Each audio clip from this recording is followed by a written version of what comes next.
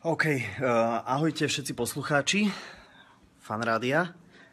Ešte stále sa zdá, že v ňom pracujem, teda som v redakcii, asi viete, čo sa včera udialo. Som trošku zadýchaný, lebo mám stres a mám ísť teda k šéfom teraz. Viete, že mi volal aj generálny, aj programový, ale že mám najskôr ísť za šéf-redaktorom Marekom.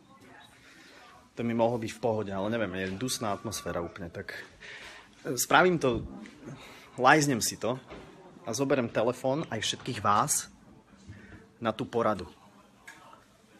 Asi som to posral, takže neviem. Dobre, ostaňte.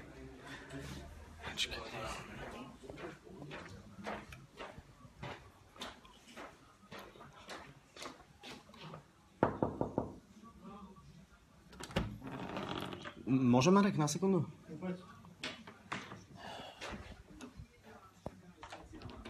On keby mi niekto volal, tak som si zobral telefón. No, prišiel som tak, jak sa dalo. Čo najskôr, no.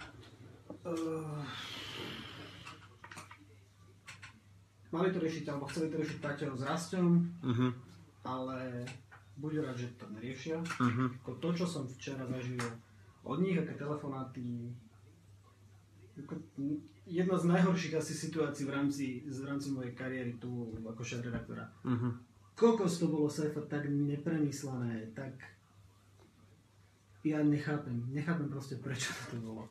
Že som nevedel v okamihu, či mám plakať, smiať sa, či si chorý, či ti preplo, či... Ja nerozumiem, ako chcem normálne, že vysvetlenie, že prečo proste toto. Ja neviem, no tak pozri sa, robím tu viac ako 10 rokov. Áno, 3 týždne si preč, chýbaš vo vysielaní. OK. Ľudia ťa majú radi. No. Si benefit pre toto rádio. OK. Ty sa po dovolenke vrátiš, namiesto toho, čo človek očakáva, že budeš mať super oddychnutú náladu, bez nejakých depresí a neviem bez čoho.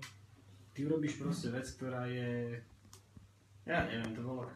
Ja som mal niekedy pocit, že amatérizmus, škôlkár, školák a jedno dohromady... Ja neviem, to bolo divné, Saifa. Ja som neviem, nepoznal. Ako viem, že si v dobrom slove zmysle chuj, ale toto...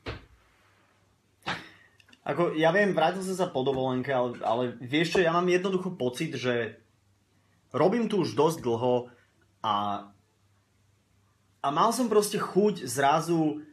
Aj tie pokazané dvere, akože tomu tak jemne prispeli. Zrazu som mal takú chuť, že zrazu dať tým ľuďom príležitosť, že koncert na želanie, vieš, že koncert na želanie a teraz... Ale ty si nemôžeš zrušiť len tak nejaké pravidlá, ktoré sú nastavené.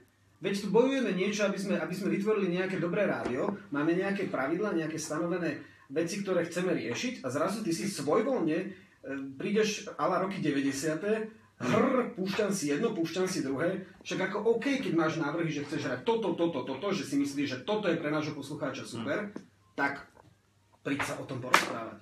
Ale ne, že ty si svojvoľne... Ale vieš, aký som. No tak som jednoducho takýto, no tak som zahazardoval. Iné hviezdy si toto nedovolili. To si dovolil ty. Sorry, ale akože... Akože aké iné hviezdy ešte? Jedno, hociaké. Ale... Nie, ale chápeš to, čo chcem povedať? Ako rozumiem, že som porušil pravidlá, ale počujeme, ja to robím pre poslucháčov. Keď hráme hudbu, čo chcú poslucháči, tak budeme hrať hudbu, čo chcú poslucháči. Tak sa poďme baviť o tom, že budeš mať rubriku, budeš hrať s poslucháčom 1 hodina, 1 pesnička v hodine. Poďme sa o týchto veciach baviť najprv. A nie, že ty si tam svojvoľne púšťaš, čo chceš. No a čo, akože dobre, no tak možno... Vynecháš správy, vynecháš dopravu. Ale dobre, koho správy zaujímajú, kokos, veď akože samý utečenec je tam a doprava, no tak jazdite opatrne. Hej, ľudí to zaujíma. Ja viem, že sú to dôležité veci, ale dobre, tak proste som si uletel, ale mám taký pocit, že... No a aké boli reakcie na to? No nezaujíma teraz reakcie, aké boli na to, pretože reakcie budeš mať vždy aj pozitívne a negatívne, to je jasné. Dobre, ja mám správy za chvíľku.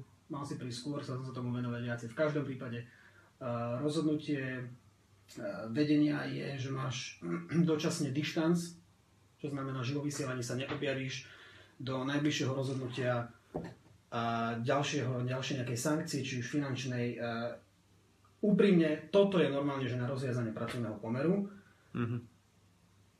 Buď rád, že teda to neriešili teraz Paťo s Rastom, jednoducho oni si potrebujú dať ten priestor. Moment. Ty vieš o tom, že ty to streamuješ? No, Ty to streamuješ? Ešte toto si dovolíš okamžite. no, Okamžite to vypni. Vypni to. Okamžite.